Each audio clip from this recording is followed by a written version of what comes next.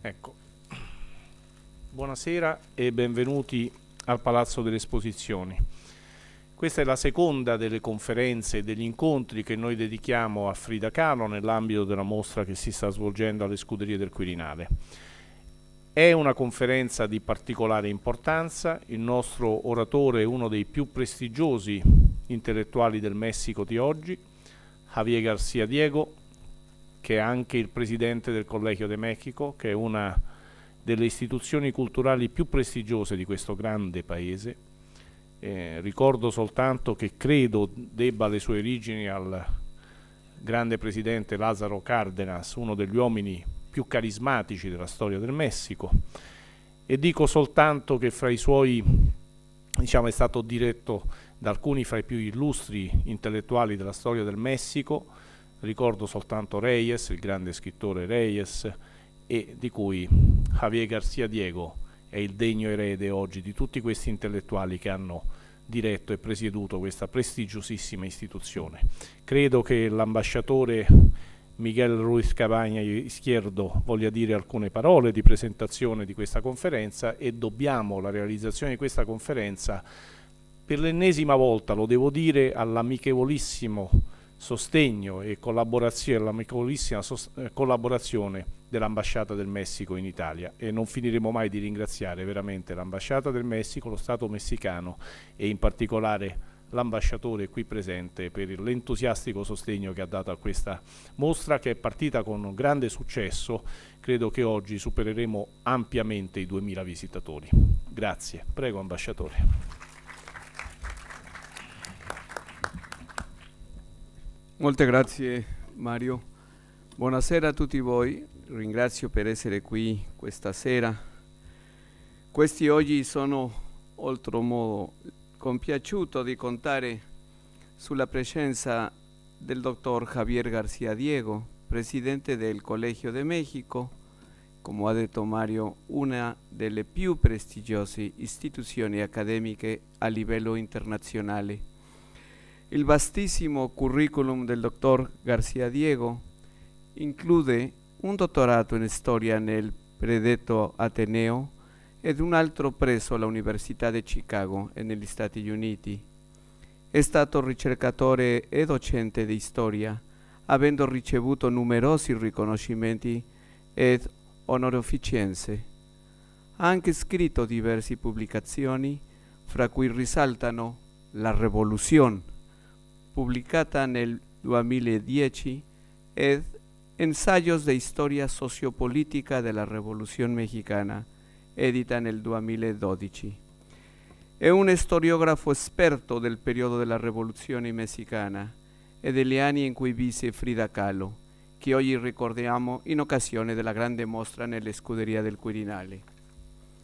Sono particolarmente grato a Mario De Simone, Matteo Lafranconi, Marco Berti e a tutto lo staff di Palaexpo per gli sforzi profusi all'organizzazione della mostra e del programma di attività parallele con conferenze in rassegna di films che inizia domani, come pure a tutti i collezionisti che hanno prestato le opere esposte, unitamente alle istituzioni che hanno consentito che il successo della mostra sia una realtà.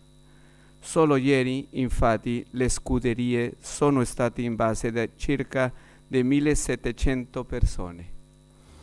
Mi compiaccio perché la mostra e gli eventi paralleli rafforzeranno la conoscenza della storia del Messico, dell'identità dei messicani che fu plasmata nelle opere di Frida Kahlo e Diego Rivera, motivo dell'attuale mostra, che testimoniano la diversità e la ricchezza culturali messicane. Frida nacque nel 1907, ma si cambiava l'età per dire che era nata con la rivoluzione messicana nel 1910. Il suo spirito rivoluzionario, ribelle ed all'avanguardia è presente ovviamente nella sua opera. Come altri intellettuali dell'epoca, Frida Kahlo e Diego Rivera furono protagonisti non solo in ambito artistico, ma parteciparono attivamente alla vita politica e sociale del paese. Furono amici di diversi personaggi storici ed influenziarono altre generazioni. Questa sera il dottor Garcia Diego ci parlerà di quegli anni convulsi per il nostro paese, i cui eventi e personaggi influenziarono lo sviluppo del Messico di oggi. Molte grazie. Javier.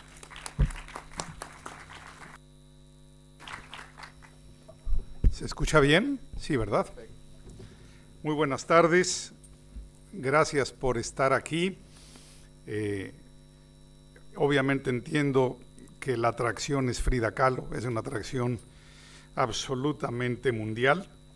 Y bueno, antes de comenzar mi charla tendré que hacer algunas precisiones. Primero que todo, agradecer la invitación y el apoyo de la Embajada de México, del embajador Miguel Ruiz Cabañas, que no sé si se dijo en las presentaciones, dado que mi italiano es muy pobre, pero él también es egresado del Colegio de México, así que es de verdad la escuela más rigurosa en la formación de diplomáticos, como lo prueba la formación que tiene el embajador y también el ministro Rosenzweig es egresado del Colegio de México, así que me siento realmente en familia. Además de agradecer el apoyo de la embajada, pues tengo que agradecer también el apoyo de Mario De Simoni y su presentación. Creo que son exagerados estas palabras para mi persona. En cambio, las del Colegio de México o las dedicadas al Colegio de México siempre serán pocas. Lo primero que tengo que decir es que mi charla obviamente no es una conferencia sobre el arte de Frida Kahlo. Yo no soy un historiador del arte, no soy un experto en el tema, entonces la pintura de Frida Kahlo estará prácticamente hecha a un lado. Tampoco, y esto puede causar algunas desilusiones, tampoco me meteré de fondo en la vida pasional o amorosa de Frida Kahlo. Voy a ser muy respetuoso de esos temas y soy de los historiadores que piensa, no soy biógrafo, soy historiador, y en historia lo público es público y lo privado es privado. Los biógrafos trabajan de otra manera. Tampoco será mucho menos una reflexión sobre los elementos psicológicos de Frida Kahlo, porque es un terreno en el que realmente todavía estamos en pañales para comprender a esa complejísima personalidad que fue Frida Kahlo.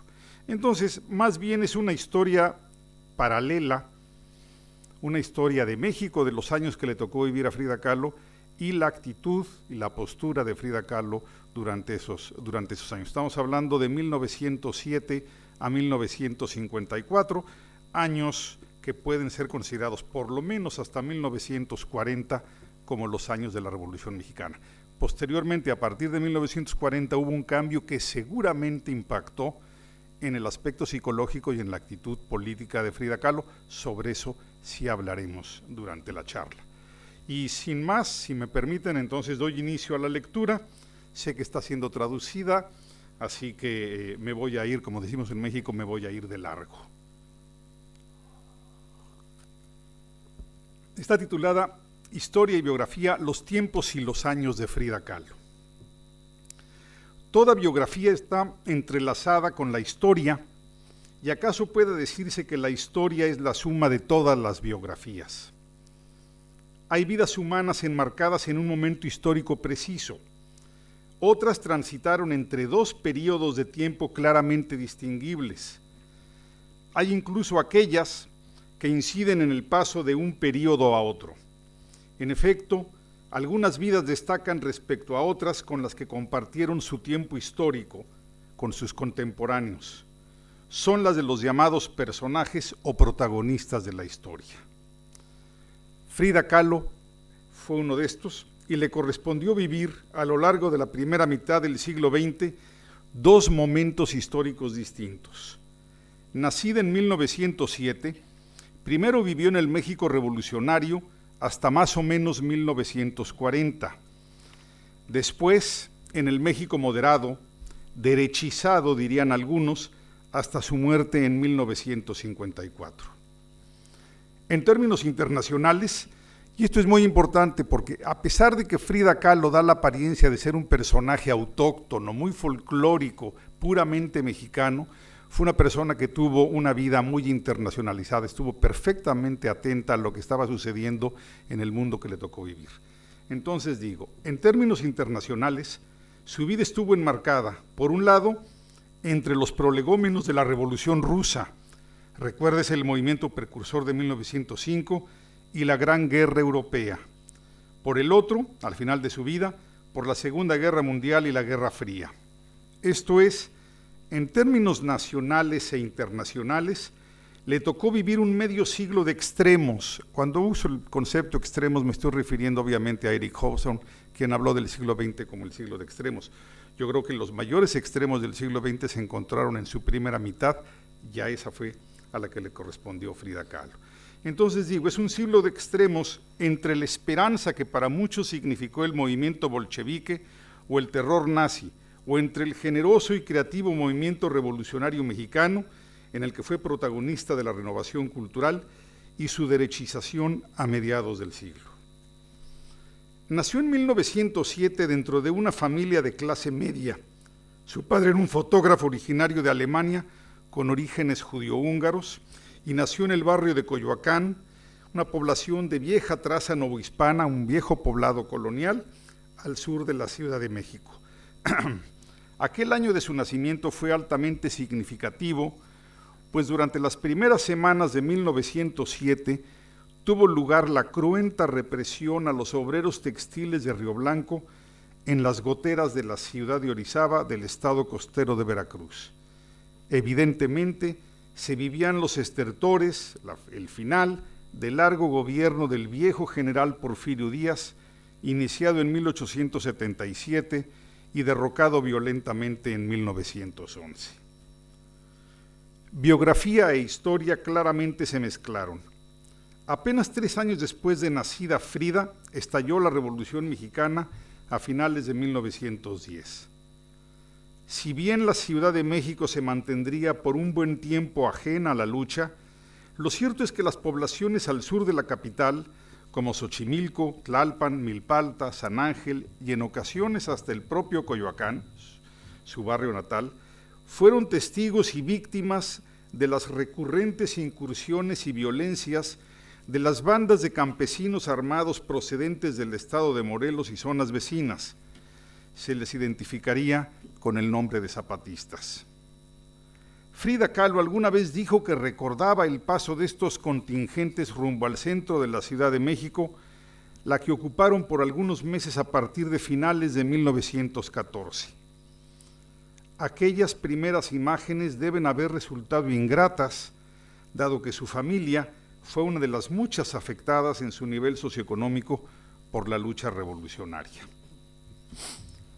Para colmo, su infancia fue enfermiza, pues a los 6 años se vio definitivamente dañada por la poliomielitis. Hoy hay otra discusión respecto a su enfermedad inicial. El problema es que los diagnósticos médicos de principios del siglo XX en México no eran del todo precisos. Entonces hoy se discute si lo que padeció fue poliomielitis o espina bífida. Yo siento que por la delgadez de una de sus piernas estamos ante un caso de poliomielitis, pero repito, soy historiador, no soy médico, y entonces sigamos adelante. Aún así, con este problema, repito, de salud infantil, la joven Frida Kahlo ingresó en 1922 a la Escuela Nacional Preparatoria, la más célebre institución educativa del país, en una decisión que muestra ya su carácter independiente y su modernidad ideológica, pues no había ni siquiera 40 mujeres, 40 muchachas, en una población estudiantil cercana a los 2,000 estudiantes. Comprensiblemente, su vocación no estaba todavía definida. Había cursado 2 años en la Escuela Normal de Maestros, sentía un vago interés por la medicina y su padre la había interesado en la fotografía y en la arqueología mexicana. Sus años en la preparatoria fueron decisivos. Formó parte de un grupo de amigos llamados Los Cachuchas, entre cuyos miembros estaban Miguel N. Lira, en la muestra se ve un retrato de él, luego destacado poeta, el futuro historiador Manuel González Ramírez y el próximo líder estudiantil y periodista de oposición Alejandro Gómez Arias, su primer amigo y sin duda su primer amor. También de él hay un retrato en la muestra, en la exposición. Fue en los patios y salones de la preparatoria donde descubrió la existencia de Diego Rivera, quien por entonces pintaba sobre los muros y en el salón de ceremonias, en el famoso anfiteatro, el mural de la creación, ¿sí? Pintaba Diego Rivera con el impulso del ministro de Educación Pública, el filósofo y escritor metido revolucionario José Vasconcelos, quien enfrentó un grave movimiento opositor estudiantil en 1923, ante el cual se desconoce la actitud tomada por Frida. Al menos yo no tengo documentos claros sobre cuál fue la postura de Frida en ese movimiento estudiantil. Siendo estudiante preparatoriana, el 17 de septiembre de 1925, al volver a su casa, a su barrio natal de Coyoacán, el camión en el que se transportaba sufrió un grave percance, dejando claramente lisiada a Frida por el resto de su vida debido a las múltiples lesiones en sus piernas y espaldas. Fue durante su larga convalecencia cuando se hizo pintora. Su primer autorretrato, de mediados de 1926, fue para el joven Gómez Arias, con quien viajaba el día del fatídico accidente. Frida Kahlo ya no retomaría sus estudios preparatorianos. En cambio, emergió del accidente notablemente comprometida con lo que serían sus principales ocupaciones durante el resto de su vida, la pintura y la política. Y aquí debemos ser muy claros, Frida fue una persona que tuvo una actividad política clarísima a partir de entonces y hasta el último día de su vida. Se sabe, por ejemplo, que desde entonces estaba muy interesada por lo que sucedía en la Unión Soviética. Estamos hablando de 1925. Asimismo, uno de los más politizados entre sus excondiscípulos, Germán de Campo, la introdujo al grupo juvenil que rodeaba al comunista cubano Julio Antonio Mella, quien se encontraba exiliado en México para escapar del dictador Gerardo Machado. Comprensiblemente, Frida se hizo amiga de la compañera sentimental de Mella, la fotógrafa, me imagino que muy conocida aquí, la fotógrafa italiana Tina Modotti, nacida en Udine en 1896 y quien junto con su familia había emigrado a Estados Unidos en la década de los 20.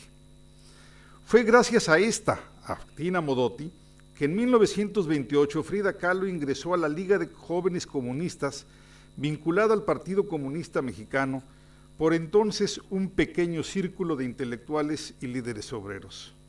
Allí conoció a Diego Rivera.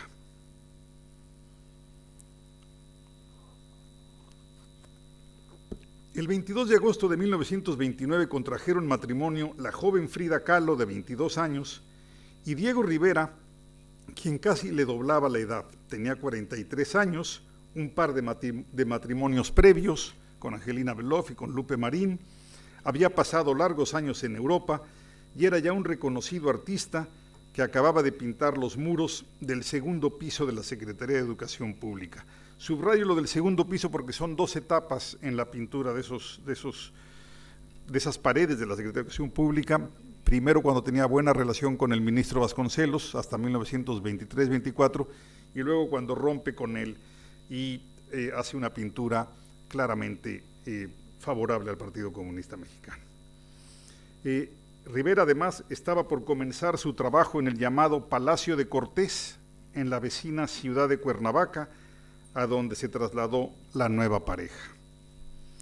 El año de su matrimonio, 1929, fue decisivo tanto en el ámbito mundial como en el mexicano.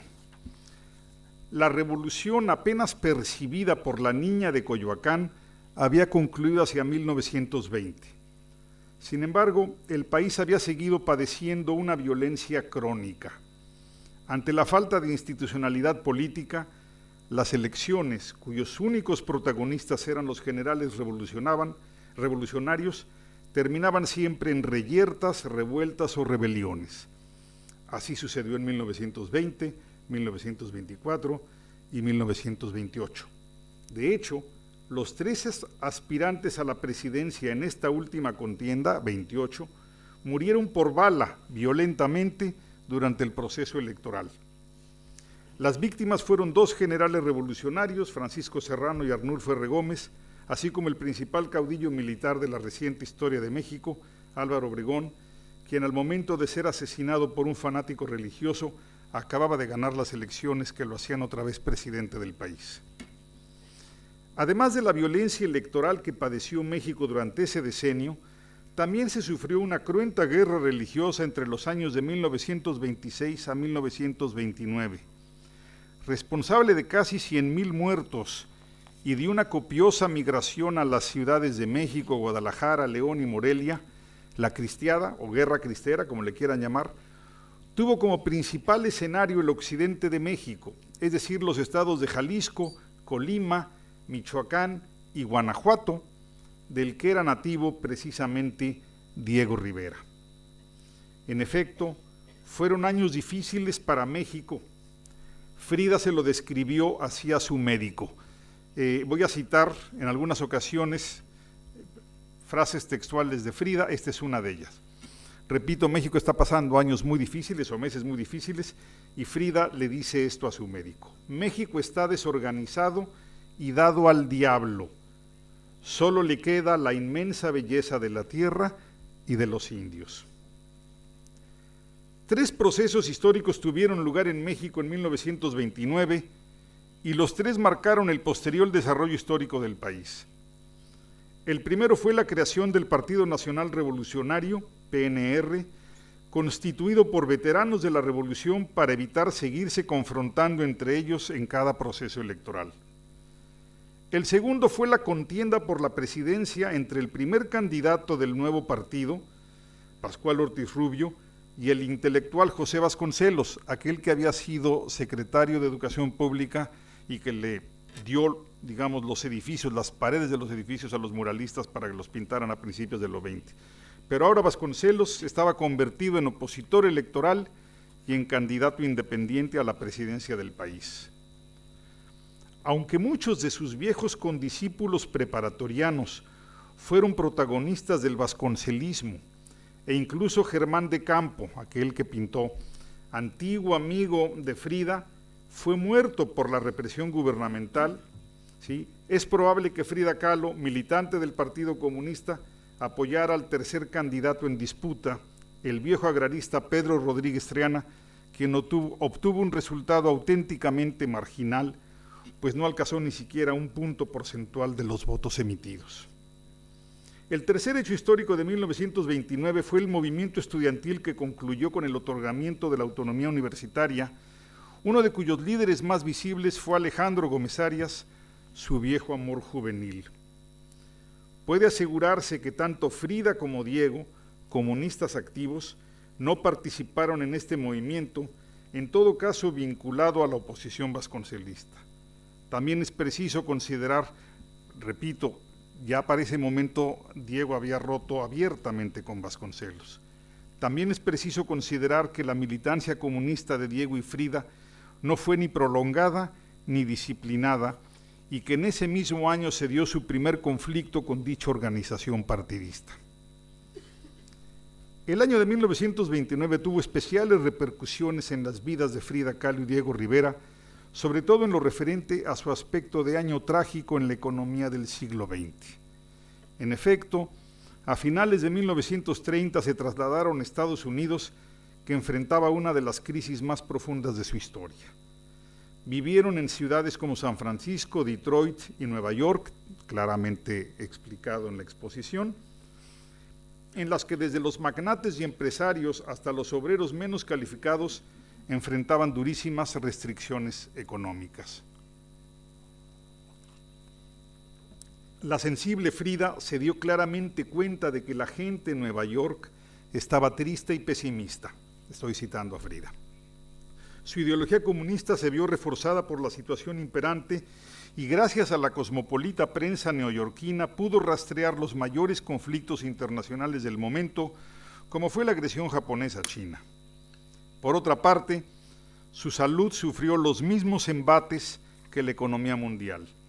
El 4 de julio, y subrayo 4 de julio, de 1932, la pareja de mexicanos no pudo celebrar el principal festejo patriótico norteamericano, pues Frida padeció ese día en Detroit un terrible aborto. Frida y Diego regresaron a México en 1934 y vivieron en la casa taller que les diseñó el arquitecto Juan O'Gorman para que pudieran vivir más como socios y vecinos que como esposos. Yo no sé cuántos de ustedes conozcan o han visto fotos de esta casa construida para Diego y Frida, pero son dos construcciones unidas por un puente, porque de otra manera la pareja no podía vivir junto, era una cosa de una violencia cotidiana, así que Juan O'Gorman así les construyó a petición de ellos esa casa. Hoy se conoce como uno de los museos más interesantes que hay, el taller de Diego Rivera. Aquel año de 1934 dio comienzo la presidencia de Lázaro Cárdenas, considerada por todos como la etapa más radical de la Revolución Mexicana y con la que comprensiblemente simpatizó desde un principio Frida Kahlo. Identificado por muchos como un gobierno incluso socialista, durante los años de Lázaro Cárdenas hubo un profundo reparto agrario a partir de la expropiación de las viejas haciendas porfirianas, así como un permanente apoyo a las demandas salariales y a los movimientos huelguísticos y organizativos de los trabajadores, en algunas de cuyas manifestaciones callejeras participaron Diego y Frida. Sobre todo, durante la presidencia de Cárdenas fueron expropiadas las compañías petroleras. En términos internacionales, el gobierno de México apoyó al gobierno republicano español y condenó todas las expansiones geopolíticas de los regímenes nazis y fascistas. Así, condenó la invasión italiana a Etiopía en 1935, la ocupación japonesa de Manchuria en 1937, la anexión de Austria por Alemania y sus ocupaciones de territorios checoslovacos, polacos, así como sus agresiones militares a los Países Bajos y a Francia. De ninguna manera puede decirse que la política exterior de Cárdenas estuvo definida ideológicamente, pues también criticó la invasión bolchevique a Finlandia. Es incuestionable que Frida y Diego fueron protagonistas auténticos en los asuntos fundamentales de la política diplomática cardenista. Para comenzar, fueron decisivos, junto con el viejo revolucionario mexicano Francisco J. Mújica, pieza clave en el gabinete de Lázaro Cárdenas y uno de los artífices de la expropiación petrolera, en el asilo otorgado al célebre y controvertido León Trotsky. En efecto, de tiempo atrás Frida era muy crítica de Stalin, a pesar de ser militante del Partido Comunista, pero repito, entraba y salía del partido constantemente, son tan constantes como sus separaciones con Diego. Y digo, en efecto, de tiempo atrás Frida era muy crítica de Stalin, cuyos métodos le parecían, y vuelvo a citar a Frida, estúpidos y asquerosos, al tiempo que era simpatizante del viejo creador del Ejército Rojo. Rechazado por todos los gobiernos europeos, pero también por los partidos comunistas locales y por las grandes centrales obreras, después de deambular por Turquía, Francia y Noruega, finalmente Trotsky encontró asilo formal en el gobierno de Lázaro Cárdenas. Las gestiones las habían iniciado trotskistas norteamericanos como Max Shachtman, George Novak y Anita Brenner, de larga ascendencia en México, algunos de los cuales se habían conocido con Frida y Diego durante la estancia de estos en Estados Unidos. Resulta incuestionable que el otorgamiento del asilo a Trotsky fue una de las decisiones más controvertidas de Cárdenas, tanto en México como en el extranjero. A principios de enero de 1937, Trotsky desembarcó en la costa mexicana, en el puerto de Tampico, al que se trasladó Frida para estar en la comitiva de bienvenida al viejo revolucionario bolchevique. Como toda la biografía de Frida Kahlo, los años de Trotsky en México incluyen aspectos propios de una novela. Por lo que aquí interesa, ¿sí?, no me voy a meter con cuestiones amorosas entre Frida y Diego, por lo que aquí interesa, es preciso destacar que durante sus 2 primeros años en México hubo una estrecha relación entre ellos, tanto política como personal. No solo lo introdujeron a la historia y cultura del país, sino que incluso hicieron algunos viajes, me refiero a Diego y a Frida, con él al interior de México. Sin embargo, entre finales de 1938 y principios de 1939, Diego y Frida rompieron con Trotsky y con el movimiento trotskista nacional e internacional. Aún así, el asesinato de Trotsky en agosto de 40 obligó a otra redefinición política y personal de la pareja. antes de adentrarnos en el parteaguas que para ambos significó el año de 1940, no solamente por el asesinato de Trotsky, también por razones internas de México, es preciso señalar que Frida Kahlo también se involucró activamente en otro de los asuntos que marcaron el México de Lázaro Cárdenas y de la Europa de los años previos a la Segunda Guerra Mundial. Estoy hablando de la Guerra Civil Española. En efecto, para Frida, España se convirtió, y cito, en el centro de lo más interesante que puede suceder en el mundo, y lógicamente fue una elocuente defensora del gobierno republicano español y una pertinaz crítica del levantamiento militar, al grado de decir que la derrota de los sublevados franquistas era, y cito otra vez a Frida, la esperanza más viva y fuerte que tenemos de que se aplaste el fascismo en el mundo. Así, junto con otros simpatizantes, ella y Diego formaron un comité que se dedicó a obtener recursos financieros, en particular entre algunas organizaciones obreras, para un grupo de milicianos españoles encabezado por Daniel Rebull, los que llegaron a México en busca de ayuda económica al inicio de la contienda bélica. En concreto, dentro de aquel comité de ayuda a la República Española, se le asignó a Frida la tarea de conseguir dinero y solidaridad de personas y organizaciones del extranjero. Como es sabido por todos, ni Frida ni Diego separaban el arte de la política. En sus biografías no había divergencias entre la pintura y su compromiso público. Fueron para ambos actividades indisolubles. Así, en 1938 André Breton llegó a México con el triple objetivo de conocer el país, difundir el surrealismo y establecer una alianza con Trotsky, luego de haber roto con el movimiento comunista francés. Por un lado, Trotsky, Breton, Frida y Rivera se pronunciaron en favor de un arte revolucionario e independiente mediante un célebre manifiesto redactado prácticamente por Trotsky y Breton, pero firmado solo por Breton y por Rivera. Yo imagino que Trotsky no quería hacer declaraciones públicas en México, a lo mejor ese fue el compromiso que aceptó a cambio del asilo. Por el otro, la visita de Breton fue el inicio de una larga amistad con Frida, quien mostró cierto interés por el surrealismo.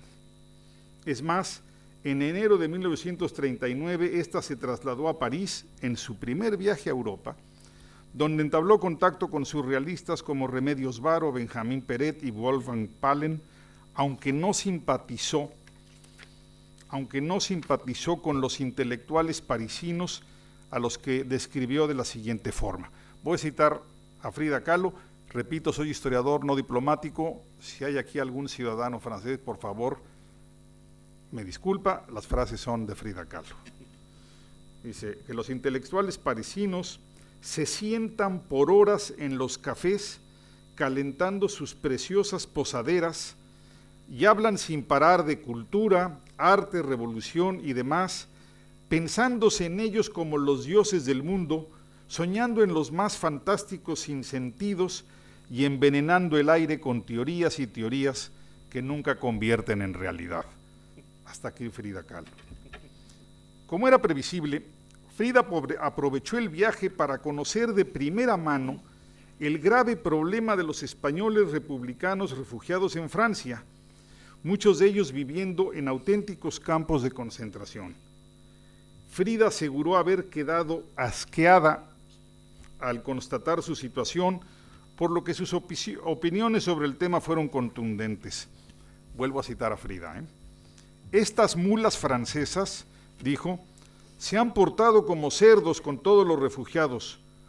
Son unos cabrones de la peor calaña.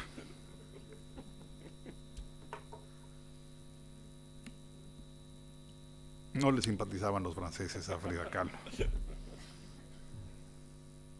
¿Acaso Breton? Por un tiempo. Para colaborar en el remedio de aquel drama, a su regreso a México consiguió el dinero suficiente para hacer posible el traslado de 400 españoles republicanos a México. El año 1940 fue un parteaguas en la historia de México y del mundo, así como en las vidas de Frida y Diego, quienes vivieron separados ese año. En realidad se divorciaron desde finales de 39, pero vamos a dejarlo así, vamos a redondear las fechas. Para comenzar, iniciaron las actividades bélicas en la Europa continental. Sobre todo, en México concluyó el periodo presidencial de Lázaro Cárdenas, quien fue relevado por Manuel Ávila Camacho, jefe del sector moderado dentro del grupo cardenista. El cambio de un gobierno progresista con una muy radical política social y un abierto nacionalismo hacia uno moderado de centro resulta fácilmente explicable.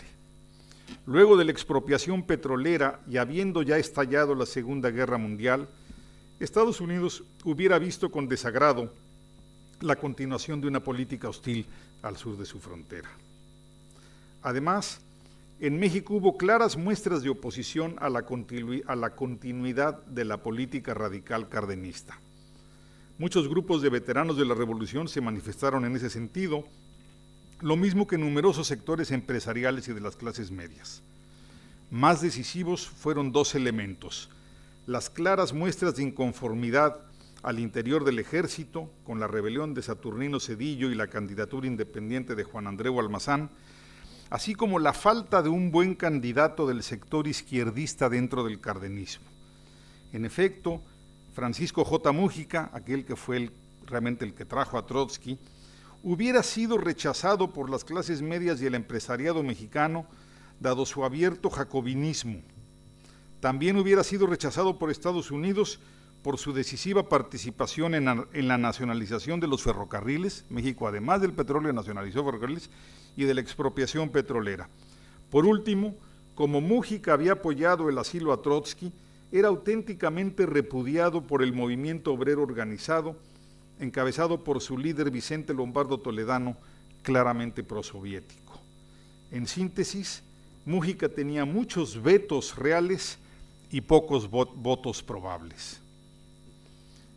El que Cárdenas no hubiera preferido a Mújica, sino que apoyara al moderado Manuel Ávila Camacho, dio lugar a que Diego Rivera rompiera con el gobierno cardenista y respaldara al candidato opositor, un hombre que lindaba con el reaccionarismo, me refiero a Juan Andreu Almazán.